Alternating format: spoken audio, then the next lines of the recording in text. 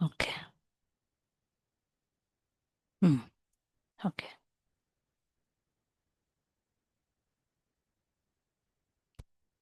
ఓం అజ్ఞానతిమిరాంధస్య జ్ఞానాంజనశలాకయ చక్షురున్మీలితం येन తస్మై శ్రీగురవే నమః.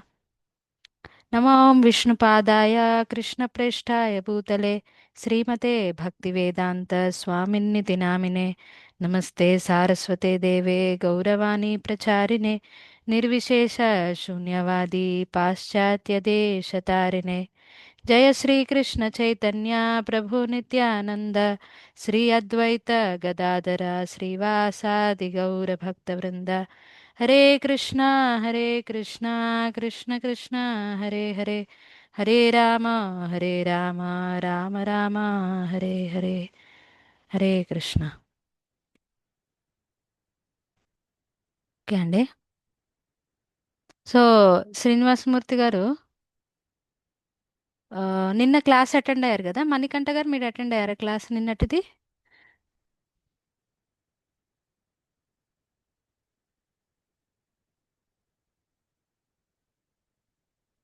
మణికంఠ గారు,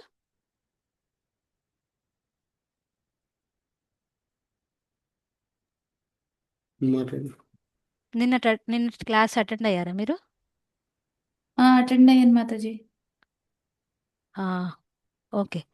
సో ఏం చెప్పారండి? ఏదైనా ఒక పాయింట్ చెప్తారా? నిన్న నిన్న ఏం డిస్కస్ చేశారు? ఉమ్, ఆత్మ శాశ్వతము, ఆ, శరీరము శాశ్వతము కాదు అనే పాయింట్ మీద క్లాస్ చర్చించారు. మాతాజీ. ఓకే. ఉమ్, ఉమ్. పరమాత్మ గురించి ఏమైనా వచ్చిందా?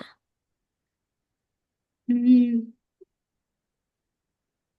నిన్నటి రికార్డింగ్ నేను చూడలేదు, అందుకని ఆ, అడుగుతున్నాను. పరమాత్మ వచ్చింది గురించి ఏమైనా మాతాజీ. అవును. మన వచ్చిందా? మన మనస్సులో పరమాత్మ ఉంటారు ఉమ్, అని చెప్పి.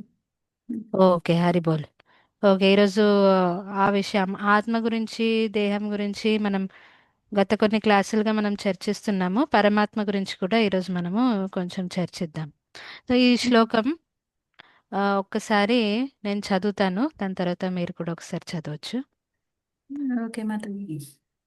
వాసాంసి జీర్ణాని యథా విహాయ నవాని గృహ్ణాతి నరోపరాణి తథా శరీరాని విహాయ జీర్ణాన్యన్యాని సంయాతి నవాని దేహి. మళ్ళొకసారి. వాసాంసి జీర్ణాని యథా విహాయ నవాని గృహ్ణాతి నరోపరాణి తథా శరీరాని విహాయ జీర్ణాన్యన్యాని సంయాతి నవాని దేహి. సరే, మీరు చదువుతారా ఒకసారి?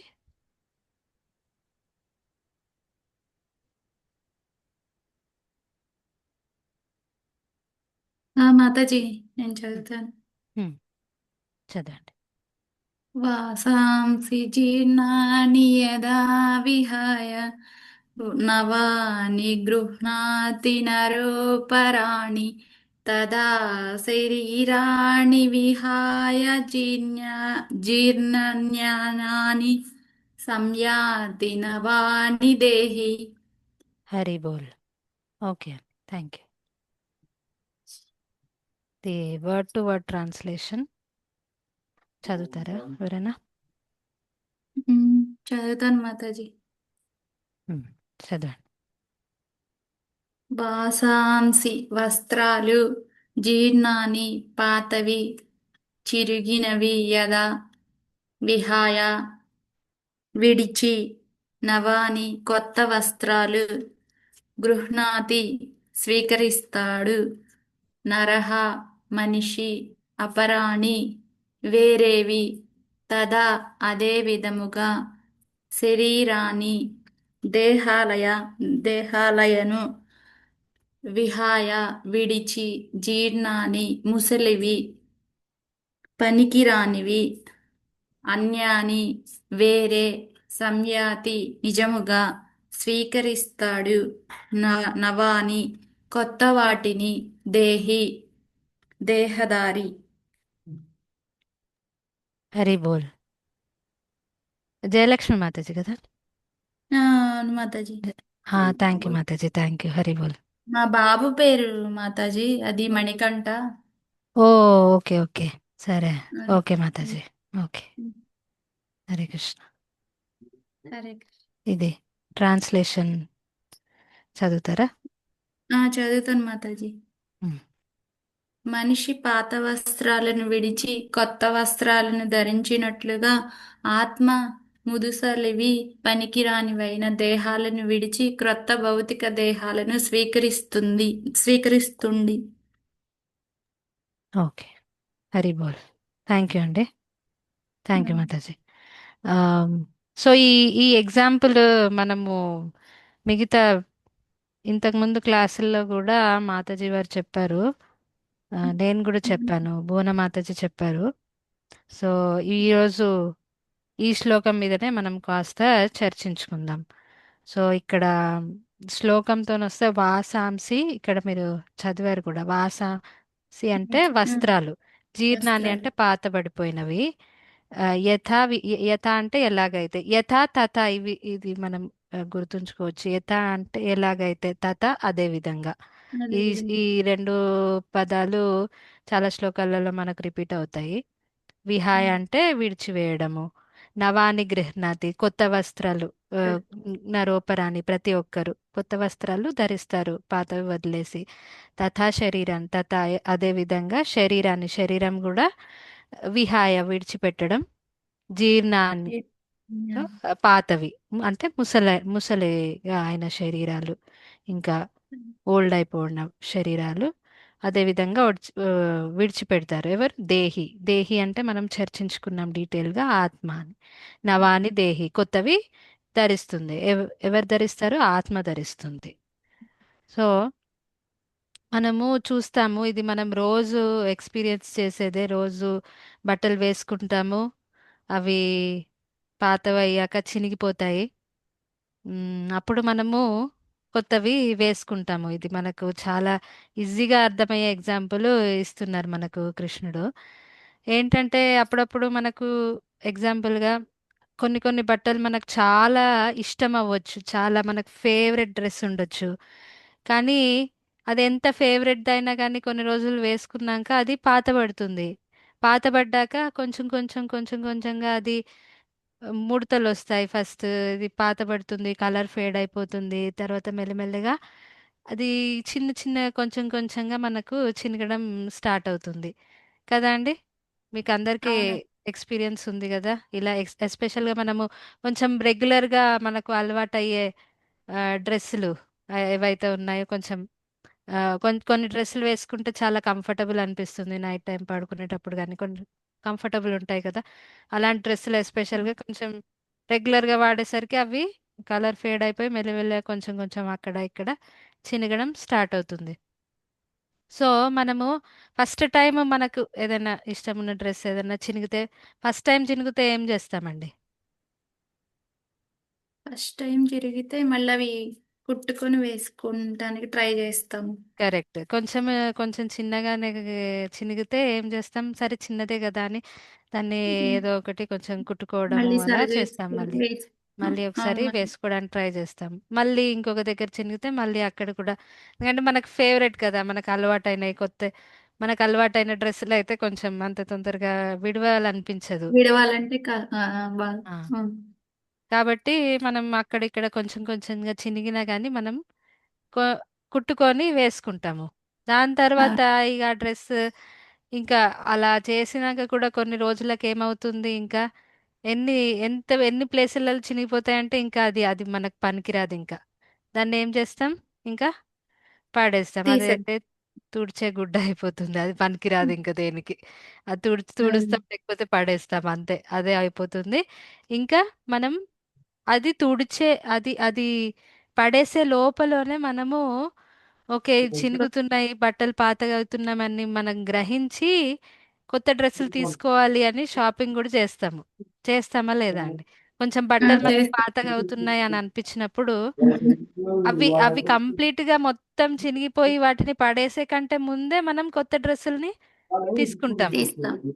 అవును. కరెక్టే కదండి. మొత్తం అవును మాతాజీ. చినిగిపోయాక అప్పుడు ఆలోచించాం కదా కొత్త డ్రెస్సులు ఆ, తీసుకోవాలనేసి. కొంచెం అవుతున్నప్పుడే మనము గ్రహించి ఓకే తీసుకోవాలి అని అర్థం చేసుకుంటాం మనం. ఇక్కడ అదే చెప్పారు, బట్టలు చిరిగిపోతున్నాయి అని. మనకి ఎంత ఫేవరెట్ అయినా కానీ కొన్ని డ్రెస్సులు మనకు చాలా చాలా ఇష్టం ఉంటాయి. అవి మళ్ళీ మళ్ళీ అవే వేసుకోవాలనిపిస్తుంది. ఎంత ఫేవరెట్ అయినా కానీ అవి చినిగాయి ఇంకా వాడలేము అనుకున్నప్పుడు మనంతట మనమే వాటిని వదిలేస్తాము. ఇంకా ఇంకా వాటిని వాడరాదు అని అనుకున్నప్పుడు మనంతట మనమే వాటిని వదిలిపెట్టేస్తాము. అదే విధంగా ఆత్మ కూడా, ఈ శరీరం అంటే చాలా ఆసక్తి. ఈ శరీరం విడిచిపెట్టాలని ఆత్మకు ఉండదు. కాకపోతే శరీరం కూడా అదే విధంగా ఏమవుతుంది, మెల్లమెల్లగా చిన్న చిన్నగా మనకు సిమ్టమ్స్ కనిపిస్తుంటాయి మన శరీరంలో. మెల్లమెల్లగా చిన్న చిన్నగా నొప్పులు స్టార్ట్ అవుతుంటాయి. ఆ నొప్పి, ఈ నొప్పి, మోకాలు నొప్పి. చిన్న చిన్నగా మనం ఏం చేస్తాం, డాక్టర్ దగ్గరికి వెళ్తాం. ఫస్ట్ మాత్రలతో, బీపీ షుగర్ అయితే మాత్రలతో మొదలు పెడతాము. నొప్పులు అయితే పెయిన్ కిల్లర్స్ ఏవో వేసుకుంటాం. కానీ ఒక పరిస్థితి ఏమవుతుంది, ఇంకా ఏం మందులు ఏమి పనిచేయవు. అప్పుడు డాక్టర్ ఏమంటాడు, ఆపరేషన్ చేయాలంటారు కదండి. మీకు అవును మాతాజీ. మీకు ఓన్గా కాకపోయినా మీ పెద్దవాళ్ళు ఎవరైనా అమ్మ నాన్న అత్తమ్మ మామయ్య ఎవరైనా ఉంటే వాళ్ళతోని ఎక్స్పీరియన్స్ అవ్వచ్చు, లేకపోతే మీకు కూడా అయి ఉండొచ్చు. సో మనము మాత్రలతోని ఇంకా పని చేయట్లేదు, మాత్రలు ఏం పని చేయట్లేదు, ఇంకా నొప్పి పోవట్లేదు అని అనుకున్నప్పుడు మనం డాక్టర్ దగ్గరికి వెళ్తే ఏమంటారు, ఆపరేషన్ చేయాలి ఇప్పుడు ఖచ్చితంగా, ఇంకా మనం ఏం చేసేది లేదు, ఆపరేషన్ చేయాలంటే ఆపరేషన్ కూడా చేసుకుంటాం. ఆపరేషన్ చేశాక ఓకే కొన్ని రోజులు ఎలాగైతే కుట్టుకున్న వస్త్రాలు కొన్ని రోజులు ఓకే మంచిగానే అనిపిస్తాయి. కానీ మళ్ళీ అదేంటంటే ఇంకొక ప్లేస్లో చినుకుతూ పోతుందన్నమాట. అదే విధంగా మనకు ఆపరేషన్ చేసుకున్నాక కొన్ని రోజులు పర్వాలేదు ఇప్పుడు మంచిగానే ఉంది అని అనిపిస్తుంది. కానీ ఎన్ని రోజులు ఉంటుంది ఆ పరిస్థితి, అది కూడా శాశ్వతం కాదు. ఆ మళ్ళీ ఆ ప్రాబ్లమే రావచ్చు, లేకపోతే ఇంకా కొత్త ప్రాబ్లం అంటే కొత్త వ్యాధి ఏమైనా రావచ్చు, ఇంకేదైనా రావచ్చు. ఎందుకంటే ముసలితనం ముసలితనంలో వస్తాయి ఏదో ఒక ప్రాబ్లమ్స్. మళ్ళీ ఏదైనా కానీ శరీరం భౌతికమైనదే కదా, ఏదో ఒక రోజు నశించిపోవాల్సిందే. కాబట్టి మెల్లమెల్లగా ప్రాబ్లమ్స్ వస్తూనే ఉంటాయి. ఇంకా ఒక ప్రాబ్లం తర్వాత ఇంకో ప్రాబ్లం, ఇంకొక ప్రాబ్లం అలా అవుతుండేసరికి ఇంకా ఆ శరీరం ఏమైపోతుంది, అది పనికి రాకుండా అయిపోతుంది. ఏ విధంగానైతే బట్టలు ఎక్కువ చినిగిపోయాక ఇంకా అవి వేసుకోవడానికి పనికి రావో, అదే విధంగా మన శరీరం కూడా అలాగే అయిపోతుంది, పనికి రాకుండా అయిపోతుంది. ఆ సమయంలో న్యాచురల్ డెత్ అయితే ఇదండి ప్రొసీజర్. అంటే దానంతట అది ఒక ఒక అఫ్ కోర్స్ యాక్సిడెంట్స్ అవుతాయి, చాలా అవుతాయి. ఆ పరిస్థితులు కూడా వేరే ఉన్నాయి. కానీ ఒక నార్మల్ లైఫ్ తీసుకుంటే ఆ, ఒక ఓల్డ్ ఏజ్ ముసలితనం వచ్చాక ప్రాబ్లమ్స్ వస్తాయి, చాలా అవి ఇవి అవుతాయి. ఇంకా ఒక పరిస్థితి ఎలా అవుతుందంటే మనకు ఈ శరీరం ఇంకా పనికి రాదు అని అన్న సమయంలో ఏమవుతుంది, ఆత్మ వేరే శరీరంలోకి వెళ్ళిపోతుంది. ఇంకొక ఎగ్జాంపుల్ తీసుకుంటే మనం కొత్త కార్ కొనుక్కుంటాం. ఆ కార్ కొనుక్కొని మనం డ్రైవింగ్ చేస్తాం, మంచిగా అటు ఇటు తిరుగుతాం, కొన్ని రోజులు వాడతాం. దాని తర్వాత మెల్లమెల్లగా చిన్న చిన్న సర్వీసింగ్లు కూడా చేపిస్తాము. కానీ మెల్లమెల్లగా రిపేర్లు వస్తుంటాయి కార్కి. రిపేర్లు వస్తే దానికి మళ్ళీ సర్వీసింగ్ అది ఇది చేపించడం, పార్ట్స్ రీప్లేస్ చేయడము అది ఇది చేస్తాము కదా. దాని తర్వాత ఒక పాయింట్ ఏమవుతుందంటే ఇక కార్లు రిపేర్లు ఎంత అయిపోతాయి అంటే ఆ రిపేర్ల పైసలతో మనం కొత్త కార్ కొనుక్కోవచ్చు అని అనిపిస్తుంది. మీకు ఎక్స్పీరియన్స్ ఉందా అది, శ్రీనివాసమూర్తి గారు? అవును మాతాజీ. అబ్బాయిలకు మేబీ కార్ మెయింటైన్ చేసే వాళ్ళకు ఎక్కువ రిలేట్ అవ్వగలుగుతారు మేబీ. సో అవును మాతాజీ. కరెక్టే. మనది మనకే అనిపిస్తుంది, కారు అమ్మో ఏంట్రా బాబో ఈ రిపేర్లు ఏంటి, ఇంత ఖర్చు అవుతుంది, దీని బదులు కొత్త కారే కొనుక్కోవచ్చు అని మనది మనకే. మన కారు అది చాలా వాడాము, ఆ కారు మనకు చాలా ఇష్టము, ఎంత ఇష్టమైనా కానీ మనకే అనిపిస్తుంది అప్పుడు ఇంకా దీంతో అయ్యే పని కాదు ఇది, ఏదైనా దీన్ని అమ్మేసి కొత్త కారు కొనుక్కుంటే బెటర్ అని మనది మనకే అనిపిస్తుంది, ఎంత ఇష్టమైనా కానీ ఆ కారు.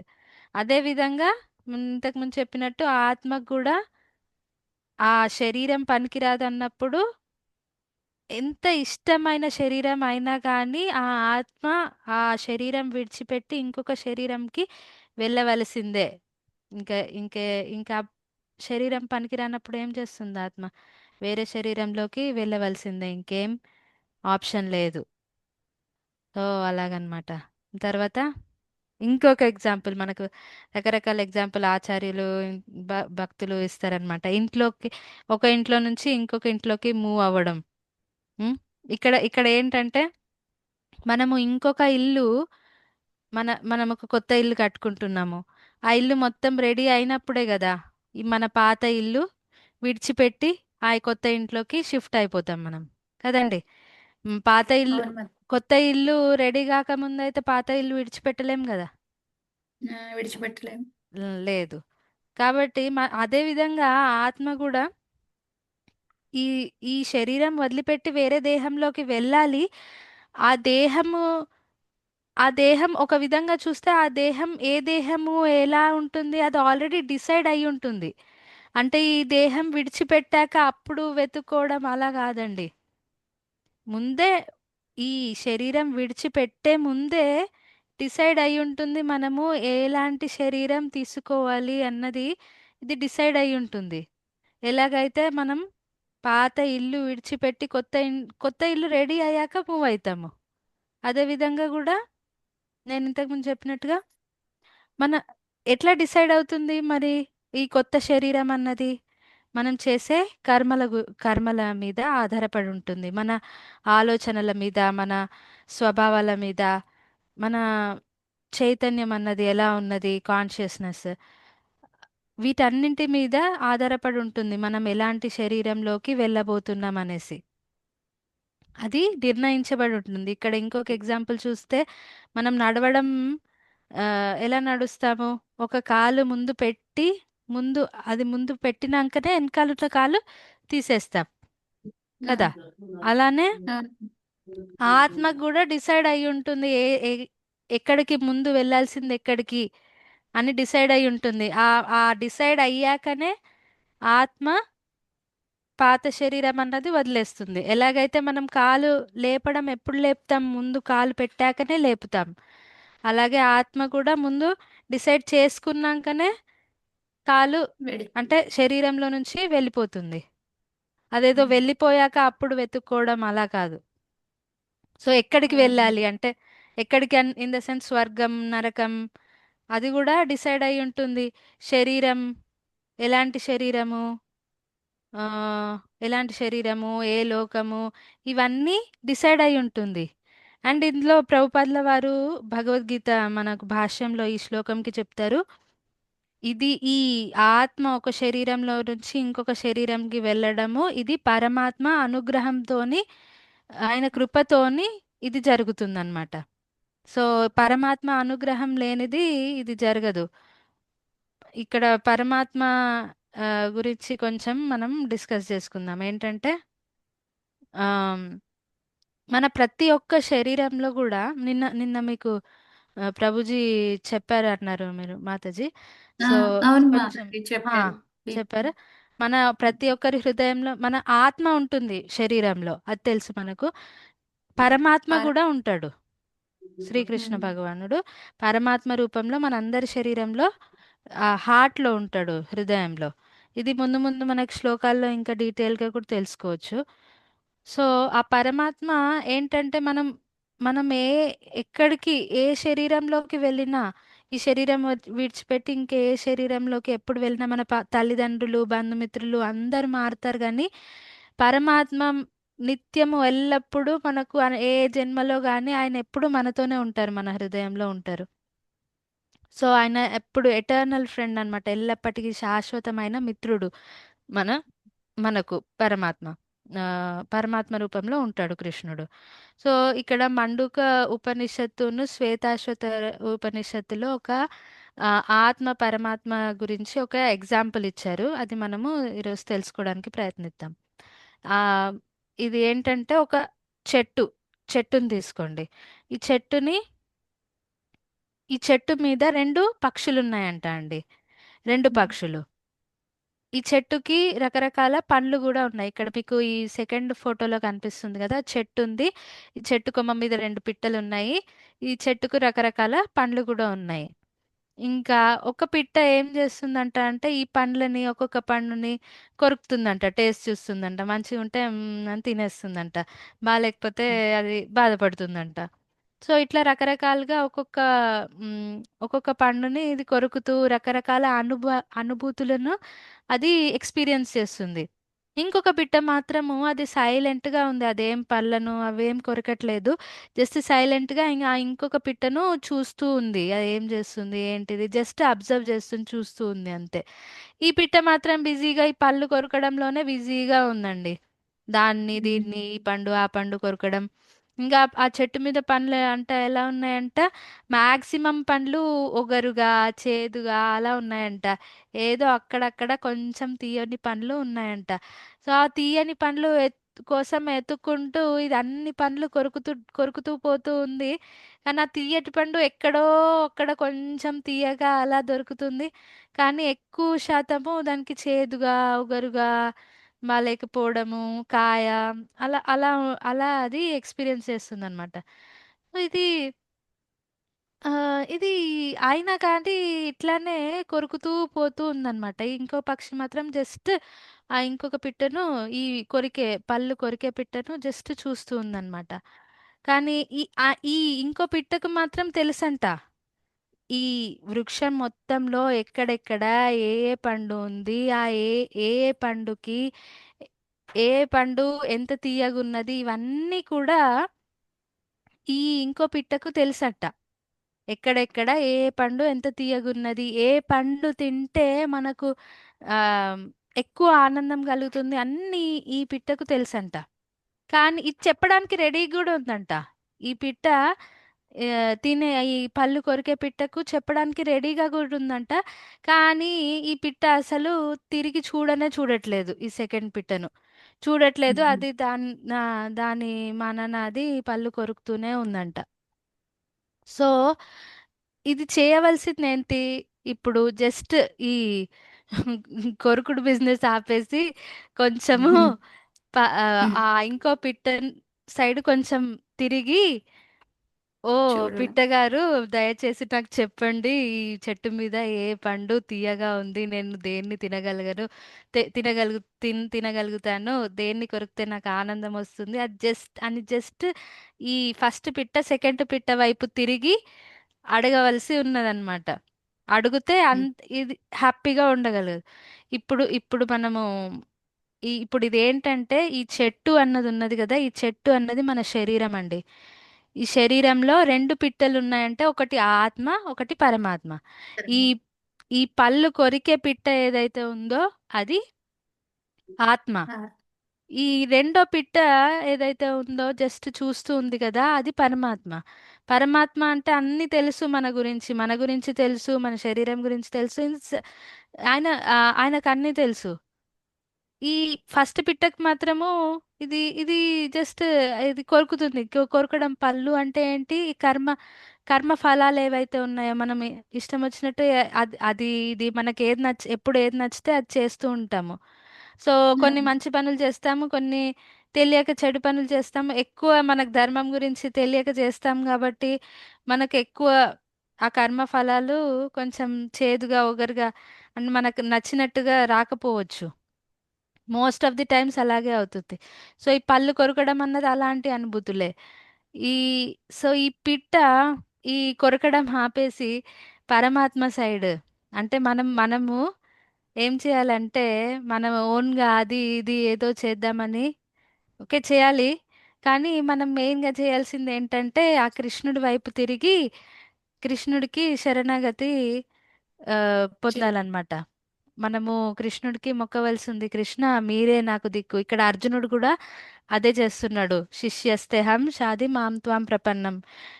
ఆయనకేం అర్థం అవ్వట్లేదు, ఆయనకేం చేయాలో ఏంటి ఏం అర్థం అవ్వట్లేదు. అప్పుడు కృష్ణుడి వైపు మలిగాడు తను. మలిగి మీరే ఇప్పుడు నాకు గురువు, మీరే చెప్పండి నేనేం చేయాలో అని అడుగుతున్నాడు అర్జునుడు. అదే విధంగా మనం కూడా కృష్ణుడి వైపు తిరగాల్సి ఉంది. కృష్ణుడి వైపు తిరిగి మీరే నాకు దిక్కు, మీరే నన్ను గైడ్ చేయండి. ఎందుకంటే పరమాత్మ రూపంలో కృష్ణ ఎప్పుడు మనల్ని గైడ్ చేయాలని అనుకుంటాడు. కానీ మనం ఏంటంటే ఆయన ఆయన చెప్పే మాట మనం వినడానికి రెడీగా లేము కాబట్టి ఆయన ఏం చెప్పట్లేడు, మౌనంగా మనం చూస్తున్నాడు అంతే. ఈజ్ జస్ట్ లైక్ ఒక సైలెంట్ గా మనం చేసే ప్రతి ఒక్క పనిని జస్ట్ చూస్తూ ఉన్నారు ఇప్పుడు. కానీ ఎవరైతే భక్తులు ఉంటారో వాళ్ళకు ఆ ఇన్నర్ వాయిస్ పరమాత్మ యొక్క ఆ, పరమాత్మ ఏం చెప్పాలనుకుంటున్నాడో అది వాళ్ళకి అర్థమైపోతుంది. ఆ ఆయన యొక్క ఇన్స్ట్రక్షన్స్ వాళ్ళకి అర్థమైపోతుంది. అందుకని వాళ్ళు దానికి తగ్గట్టుగా పనులు చేస్తుంటారు. కానీ మనకు ఎప్పుడు ఏంటంటే మనం ఎప్పుడు అర్జునుడిలాగా ఎప్పుడు కన్ఫ్యూజ్డే ఉంటాము. మన మనసు ఒకటి చెప్తుంది, మన హృదయం ఒకటి చెప్తుంది. మనకి ఏది వినాలో ఏం చేయాలో రెండు రెండు మైండ్స్ ఉన్నట్టు అనిపిస్తాయి మనకు చాలాసార్లు. ఎప్పుడు ఏం చేయాలో కన్ఫ్యూజన్. ఇది ఎందుకంటే మనం పరమాత్మ వాయిస్ మనము వినలేకపోతున్నాం క్లియర్గా. ఒకవేళ విన్నా మనకు కన్ఫ్యూజన్ అర్థమైనా అది పాటించలేము. పాటించే శక్తి మనకు, ఆ డిటర్మినేషన్ మనకు ఉండదు. సో మనము ఏం చేయాలంటే నేను చెప్పినట్టుగా పరమాత్మ వైపు తిరగవలసి ఉంది. సో ఈ శరీరాలు ఇది మారడము ఇదంతా కూడా పరమాత్మ ఆ అనుగ్రహం, పరమాత్మ శాంక్షన్. ఆయన ఆయనకు తెలియకుండా గడ్డి కూడా మూవ్ అవ్వదు అంటారండి. సో ఇది పరమాత్మ ఆ, ద్వారానే ఇదంతా ప్రాసెస్ జరుగుతుంది. సో ఈ రోజుకి ఓకే, జస్ట్ ఇంకా వైండ్ అప్ చేద్దామండి. ప్రాక్టికల్ టిప్స్ అంటే మనం ఎలాగైతే బట్టలు చినిగిపోతాయి కదా, చినిగిపోయినట్టుగా మనం శరీరాలు మారుస్తామని డిస్కస్ చేసుకున్నాం కదండి. సో ఈ పాయింట్ వల్ల మనం అర్థం చేసుకోవాలి ఈ శరీరం ఎంత ఫ్రజైల్. ఫ్రజైల్ అంటే చాలా, అంటే మనం అనుకోకుండా ఎప్పుడైనా కానీ శరీరంకి ఏమైనా అవ్వచ్చు. అది చిన్న చిన్న దెబ్బలు తగిలినప్పుడు కూడా మనం అది ఒక్కసారి మనం ఆలోచించాలి. నెక్స్ట్ టైం మీకేమైనా చిన్నగా కొంచెం స్లిప్ అయినట్టు అయ్యి, చాలాసార్లు అవుతుంది కదా, జస్ట్ స్లిప్ అయినట్టు అయ్యి ఓకే ఏం అవ్వలేదు అన్న, అది అలా అలా అయినప్పుడు మనం అయ్యో అయ్యో ఓయ్ అని ఏదేదో అంటుంటాం. అమ్మ అయ్యా అని ఏదేదో అంటుంటాం. ఇప్పటి నుంచి మనము అయ్యో అమ్మ అనే బదులు మనం కృష్ణ అనడం అలవాటు చేసుకోవాలండి. ఇది చాలా ఇంపార్టెంట్. ఎందుకంటే కృష్ణ కృష్ణుణ్ణి మనం ఎంత ఎక్కువ గుర్తు చేసుకోగలుగుతామో అంత మన ఆలోచన, మన ఆలోచించే విధానం కూడా అలా మెల్లమెల్లిగా చేంజ్ అవుతుంది. సో ఇదొక్కటి మీరు ఈరోజు గుర్తుంచుకోండి. మనకు చిన్న అలాగే మేడం. చిన్నగా ఏదన్నా మంచి మంచి న్యూస్ ఏదైనా విన్నారనుకోండి, శుభవార్త ఏదైనా, కృష్ణ అనుకోండి అమ్మయ్య. ఏదన్నా హరే చెడ్డగా కృష్ణ. చిన్న చిన్నగా ఏమన్నా జరిగినా కానీ కృష్ణ, ఫస్ట్ ఆఫ్ ఆల్ అట్లా డైరెక్ట్గా రాదు, అయ్యో అనే వస్తుంది. మనకు మనకు ఏది అలవాటు అయితే అదే వస్తుంది. సరే అయ్యో అనే అయ్యో కృష్ణ అని అనుకోండి. సరే ఎప్పుడు గుర్తొస్తే అప్పుడు కృష్ణ అని అనుకోండి. మెల్లమెల్లగా అయ్యో పోతుంది, అమ్మ పోతుంది, కృష్ణనే వస్తుంది మనకు నోటికి. అది అది మన టార్గెట్ అంటే ఎప్పుడు మనం కృష్ణ కృష్ణ అని ఆయనను స్మరిస్తూ ఉండాలి. అది మన గోల్. సో అదొకటి మనం ప్రాక్టికల్గా అప్లై చేయడానికి ట్రై చేయొచ్చు. ఇంకా మనం రోజు స్నానం చేస్తాం కదండి, స్నానం చేసి బట్టలు వేసుకునేటప్పుడు ఈ శ్లోకం మీనింగ్ గుర్తు తెచ్చుకోవడానికి ట్రై చేయండి. అట్లీస్ట్ నాకైతే ఈ శ్లోకం చదివినప్పుడు నేను నేను ట్రై చేస్తున్నాను పర్సనల్గా. బట్టలు వేసుకుంటున్నప్పటి నుంచి అఫ్ కోర్స్ మనకు ఆ రియలైజేషన్ రాకపోవచ్చు. ఇప్పటిదిప్పుడు మనము మన శరీరాలు జస్ట్ ఇది ఒక బట్టల్లాగా అని ఇప్పటిదిప్పుడు మనకు అనిపించదు. ఆ లెవెల్కి రావాలంటే చాలా టైం తీసుకుంటుంది. కానీ మన సైడ్ నుంచి మనం ట్రై చేయడానికి ఇవి చిన్న టిప్స్ అండి. ఇవి ఫాలో అయితే మెల్లమెల్లగా మెల్లమెల్లగా మనం ఆ స్థాయికి మనం కూడా రాగలుగుతాం. కొంచెం టైం తీసుకుంటుంది కానీ చిన్న చిన్న ఎఫర్ట్స్ మనం ఇలా పెట్టొచ్చు. సో డ్రెస్ వేసుకున్న ప్రతిసారి ఓకే, మనం మనం ఈ డ్రెస్ వేసుకుంటున్నాం కానీ ఈ శరీరం ఏదైతే ఉందో ఇది కూడా ఒక డ్రెస్ లాగా ఆత్మకు అని ఒకసారి అలా గుర్తు తెచ్చుకోవచ్చు. దాని తర్వాత ఇంకా ఆ, ఇప్పటి వరకు నేను అడగలేదు ఇది, మీరు జపము చేస్తున్నారా అండి? మీరు ఆ, ఆ, జపం చేస్తాను ఏమైనా మాతాజీ. చేస్తారా? చేస్తాను ఓకే. మాతాజీ.